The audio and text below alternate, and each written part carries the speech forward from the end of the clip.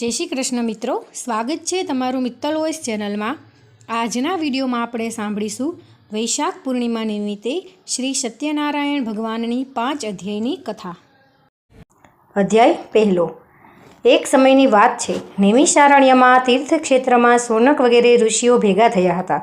તે સમયે પુરાણો તથા મહાભારતના રચિતા શ્રી વ્યાસ મુનિના પ્રધાન શિષ્ય સૂતજી પણ ત્યાં બિરાજમાન હતા।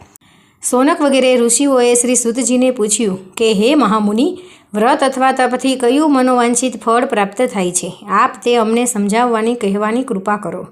શ્રી સૂતજીએ કહ્યું, એકવાર આ જ પ્રશ્ન યોગીરાજ નારદજીએ શ્રી લક્ષ્મીપતિ વિષ્ણુ ભગવાનને પૂછ્યો હતો।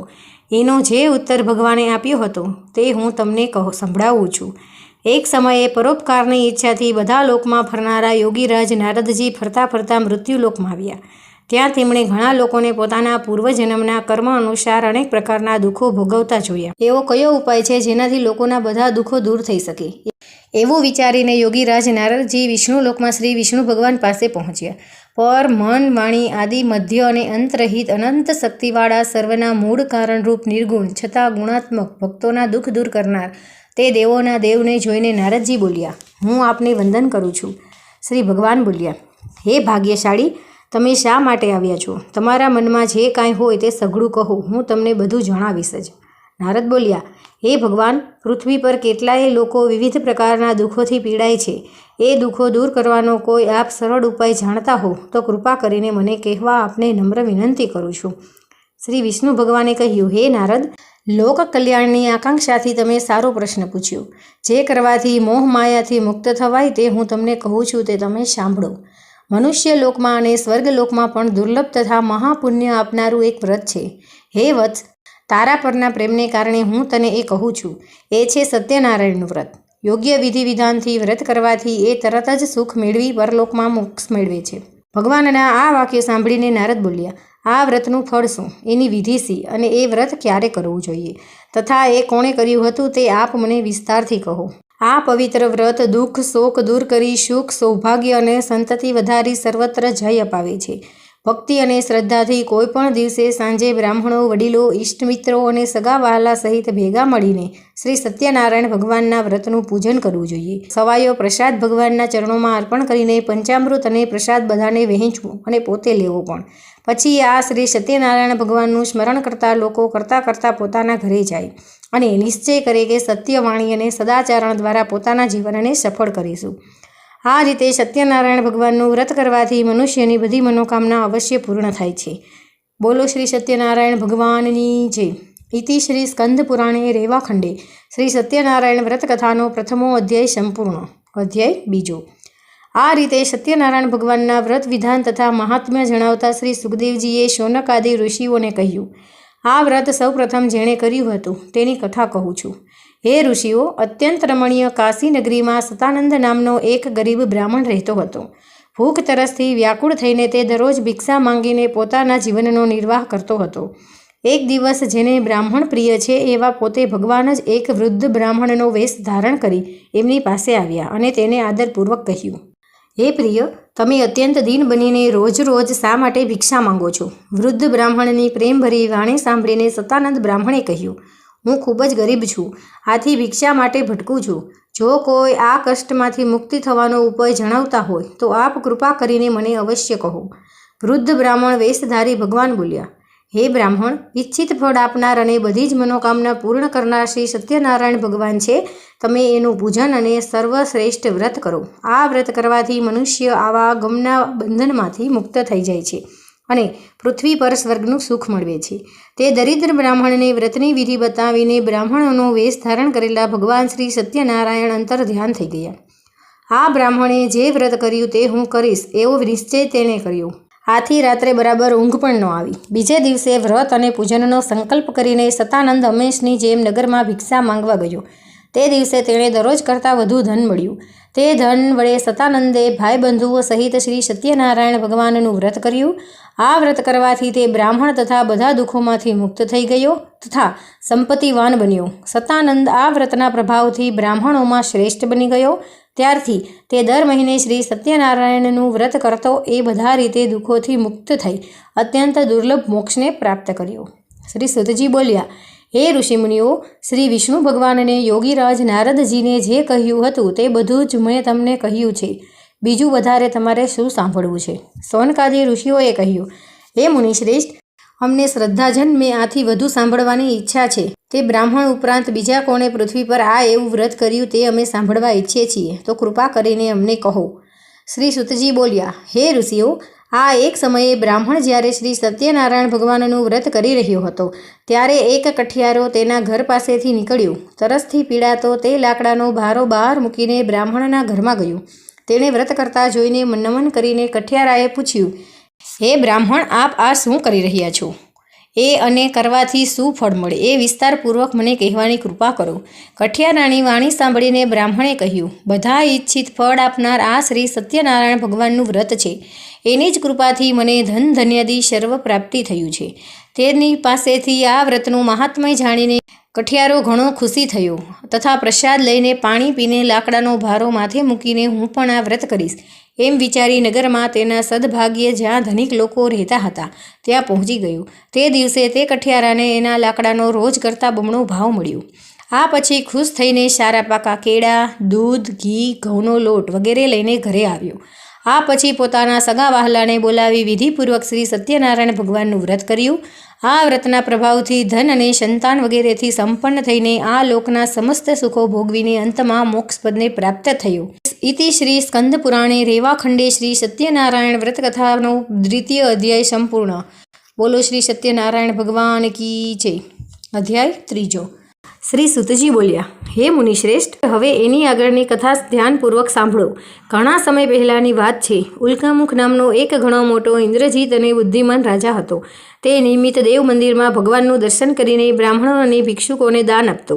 આ રાજાની પ્રમુગ્ધા નામની રાણી પતિવ્રતા અને કમળ સમાન સુંદર મુખવાળી હતી. ઉલ્કામુખ રાજાએ પત્ની સહિત ભદ્રા નદીના કાંઠે શ્રી સત્યનારાયણ ભગવાનનું વ્રત પ્રારંભ કર્યું. તે જ સમયે એક શેઠ વેપાર માટે ઘણું ધન ત્યાં લઈને પહોંચી આવ્યો.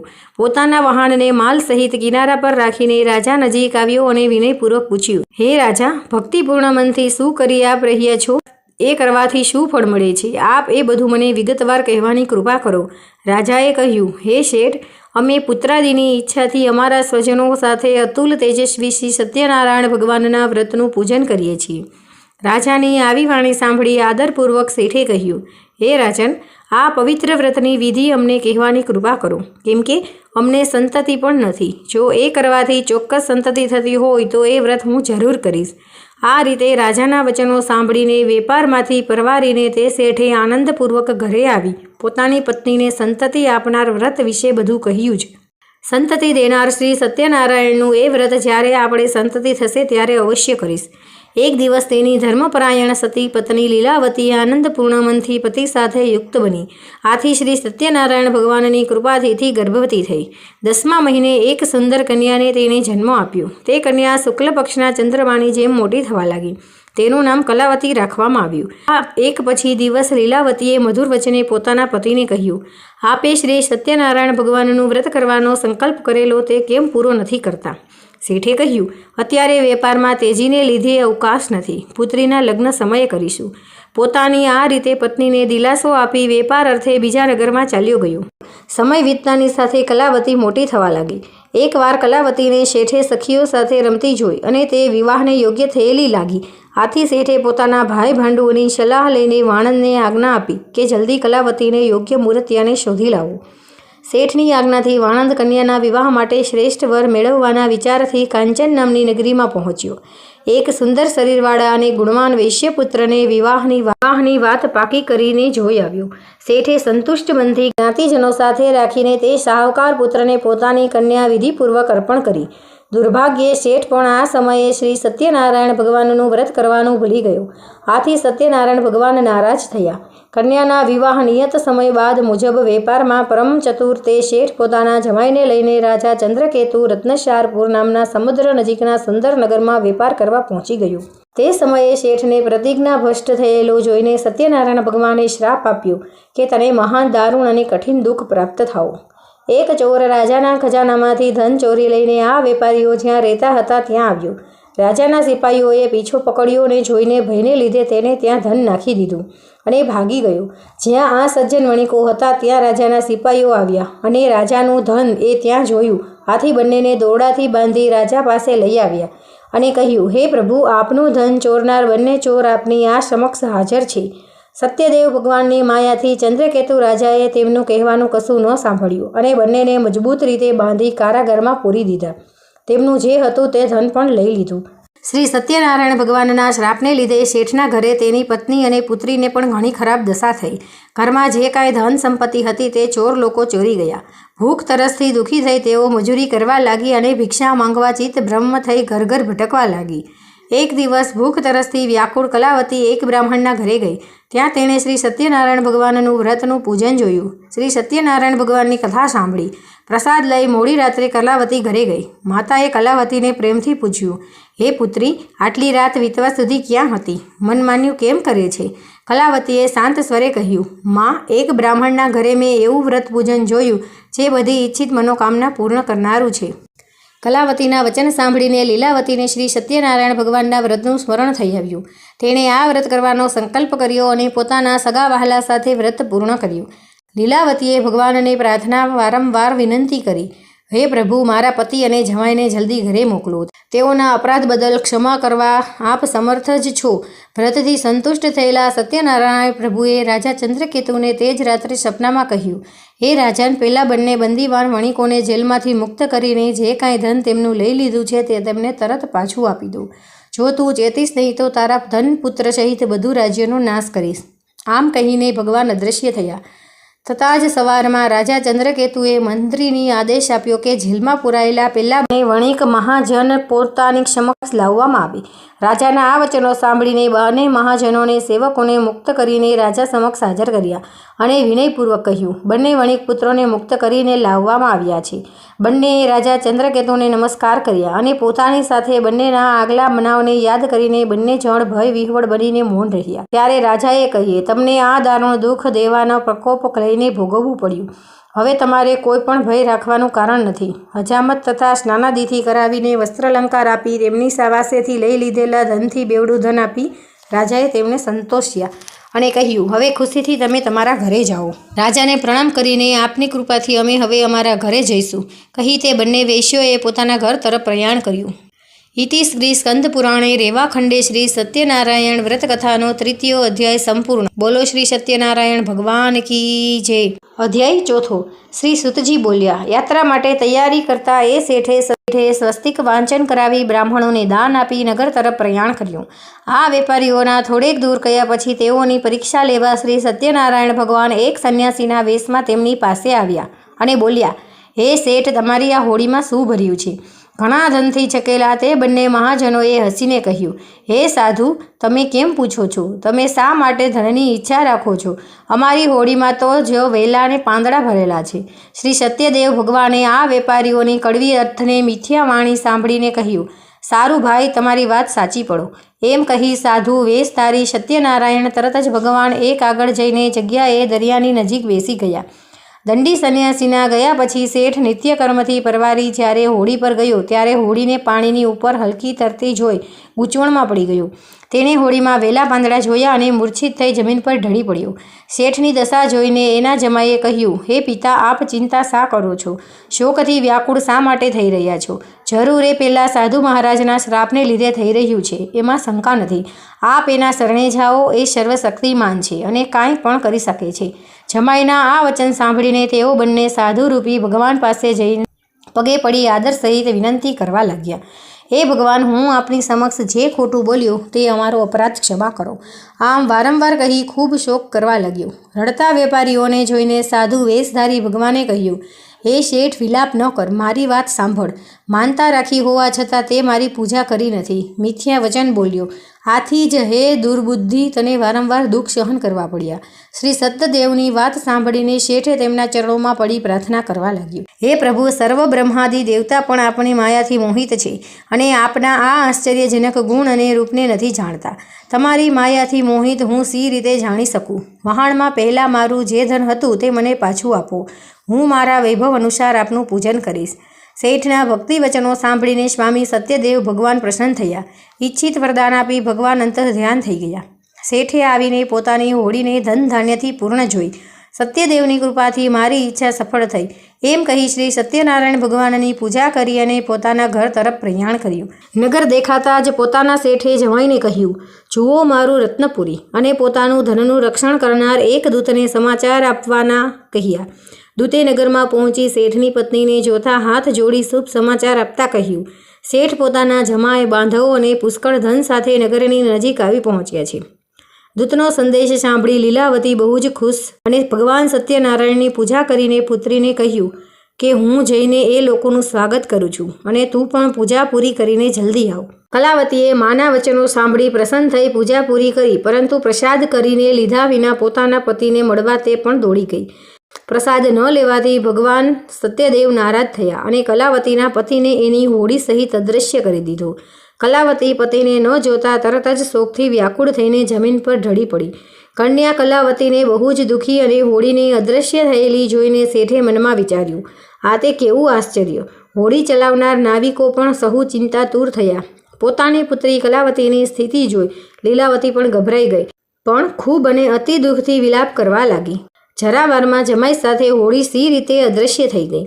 કોણ જાણે ક્યાં દેવની અવગણના થઈ. હું કશું જાણી શકતી નથી. સતદેવનું મહાત્મ્ય જાણવા કોણ શક્તિમાન છે? આમ કહી લીલાવતી પોતાના સ્વજનો સાથે વિલાપ કરવા લાગી. પોતાના સ્વામીના નષ્ટ થવાથી દુઃખી થયેલી કલાવતીએ પણ લીલાવતીએ ખોળામાં બેસાડી ખૂબ રુદન કર્યું. કલાવતીએ પાદુકા લઈ પતિની પાછળ સતી થવાનો મનસૂબો કર્યો. કન્યાની આ દશા જોઈ અતિશોકથી સંસપ્ત તે ધર્મવિદ સજ્જન વણિક પોતાની પત્ની સહિત વિચારવા લાગ્યો, આ ઘટના કયા દેવના કોપના લીધે બની? ભગવાન સત્યદેવની માયાથી અમે ભ્રમણામાં પડ્યા છીએ. એમ માની શેઠે પોતાના સગા વહાલાને બોલાવી સંકલ્પ કર્યો, આ ઘોર સંકટ દૂર થતાં જ હું ભગવાન સત્યનારાયણની પૂજા કરીશ અને નમીને શ્રી સત્યદેવને વારંવાર દંડવત પ્રણામ કરવા લાગ્યો. આથી દિનજનોના ઉદ્ધારક ભક્તવત્સલ સત્યદેવે સંતુષ્ટ થઈ કૃપા કરી આકાશવાણીથી કહ્યું, પ્રસાદનો ત્યાગ કરી આ કન્યા પોતાના પતિને જોવા દોડી. આથી જ આવી ખરેખર એના પતિ જોઈ શકતી એ નથી. જો એ ઘરે જઈ પ્રસાદ આરોગી પાછી આવશે, એને તો તરત જ તેનો પતિ પ્રાપ્ત થશે તેમાં સંશય નથી. કલાવતીએ જ્યારે આ આકાશવાણી સાંભળી કે તરત જ ઘરે જઈને પ્રસાદ લીધો અને ફરીથી જ્યાં એનો પતિ અંતર્ધ્યાન થયો હતો ત્યાં આવી ગયો. પોતાના પતિને સામે જોઈને સંતુષ્ટ થઈ પિતાને કહ્યું, ચાલો હવે ઘરે જઈએ, વિલંબ શા માટે કરો છો? કલાવતીની વાત સાંભળીને શેઠે પ્રસન્ન થઈ ભાઈ ભાંડુઓ સાથે પોતાના ઘરે આવ્યો અને સત્યદેવનું વિધિસર યોગ્ય ધન વડે પૂજન કર્યું. પછી પણ આ દર મહિનાની પૂર્ણિમા તથા સંક્રાંતિના દિવસે નિયમપૂર્વક તે શ્રી સત્યનારાયણ ભગવાનના વ્રતનું પૂજન કરવા લાગ્યો. આ વ્રતના પ્રતાપથી શેઠે લોકના સઘળા સુખ ભોગવીને અંતે વૈકુંઠમાં પહોંચ્યા. ઇતિ શ્રી સ્કંદ પુરાણે રેવાખંડે શ્રી સત્યનારાયણ વ્રત કથાનો ચતુર્થ અધ્યાય સંપૂર્ણ. બોલો શ્રી સત્યનારાયણ ભગવાન કી જય. અધ્યાય 5. શ્રી સુતજીએ કહ્યું, આ પણ પછીનું ચરિત્ર ધ્યાનપૂર્વક સાંભળો. પોતાની પ્રજાનું પાલન કરનાર તુંગધ્વજ નામે રાજા હતું. તે શ્રી સત્યદેવ ભગવાનનો પ્રસાદ તરછોડીને પણ દુઃખ મેળવ્યું. એકવાર રાજા તુંગધ્વજ અનેક પક્ષુ પક્ષીને મારીને પાછા ફરતા એક વડના ઝાડ નીચે આરામ કરવા બેઠો. તે ઝાડ નીચે ગોવાળો પોતાના ભાઈ ભાંડુ સાથે સત્યનારાયણ ભગવાનની પૂજા કરી રહ્યા હતા. અભિમાનના કારણે રાજા ન તો ત્યાં ગયો કે ન તો તેણે ભગવાનને હાથ જોડ્યા. પૂજા બાદ ગોવાળોએ રાજાને પ્રસાદ આપ્યો, પરંતુ રાજાએ તે પ્રસાદ ન લીધો. પ્રસાદની અવગણનાને લીધે રાજાના 100 પુત્ર, ધન સંપત્તિ વગેરે જે કંઈ હતું તે બધું નાશ પામ્યું. આ રીતે ભયંકર દુઃખો પડવાથી રાજાને બહુ ગંભીરતાપૂર્વક આ દુઃખો પડવાનું કારણ વિચાર્યું અને નિર્ણય કર્યો, શ્રી સત્યનારાયણ ભગવાને જ મારા સર્વસ્વનો નાશ કર્યો છે. આથી જ્યાં પેલા ગોવાળો શ્રી સત્યનારાયણ ભગવાનની પૂજા કરી રહ્યા હતા ત્યાં જાઓ. આ રીતે મનમાં નિશ્ચય કરીને રાજા પેલા ગોવાળો પાસે ગયા. તે લોકો સાથે મળીને ઘણી ભક્તિ અને શ્રદ્ધાથી શ્રી સત્યનારાયણ ભગવાનનું પૂજન કર્યું, પ્રસાદ લીધો. આથી શ્રી સત્યદેવની કૃપાથી ફરીથી ધન ધાન્ય પુત્ર પુત્રાદિથી સંપન્ન થઈ ગયું અને આ લોકના બધા સુખ ભોગવીને અંતે વૈકુંઠવાસી થયો. પરમ દુર્લભ શ્રી સત્યનારાયણ ભગવાનનું વ્રત જે મનુષ્ય કરે છે તેના બધી મનોકામના પૂર્ણ કરનારી ઉત્તમ પવિત્ર કથાનું શ્રવણ કરે છે તે સત્યનારાયણ ભગવાનની કૃપાથી ધન ધાન્ય તથા સંતતિ પ્રાપ્ત કરે છે. દરિદ્ર હોય તે ધનવાન બને છે, કોઈ જાતના બંધનમાં હોય તો તેનાથી મુક્ત થાય છે, ભયભીત મનુષ્ય ભયમુક્ત બને છે, તેમાં લેશ માત્ર પણ શંકા નથી. આ વ્રતના પ્રભાવથી મનુષ્ય મનપસંદ ફળ ભોગવી અને અંતમાં મોક્ષપદ પ્રાપ્ત કરે છે. હે મહર્ષિ, હે બ્રાહ્મણો, આપ સૌના કલ્યાણ માટે મેં સત્યનારાયણ ભગવાનના વ્રતનું વર્ણન કર્યું. આ ઘોર કળયુગમાં શ્રી સત્યનારાયણ ભગવાનની પૂજા જ બધા દુઃખોનું નિવારણ કરી શકે છે. હે શ્રેષ્ઠ મુનિઓ, જે લોકો આ કથા દરરોજ વાંચે છે કે સાંભળે છે અને સત્યનું પાલન કરે છે, તેના બધા પાપ સત્યદેવની કૃપાથી નાશ પામે છે.